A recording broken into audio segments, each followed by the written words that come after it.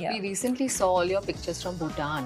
What are the things you tried there and would recommend our viewers to eat when they go to Bhutan? Very similar but also different from Indian food. So I don't think Indians are going to struggle in Bhutan. Okay.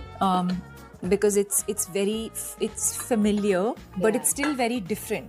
I forget the name of it, but they have this dish, almost like a national dish, I think, if I'm not mistaken, which is basically chilies and cheese. And Okay. it's like mashed together, and it's like an achar equivalent. They eat it with rice. I found that really yummy and fascinating. Yeah, try that.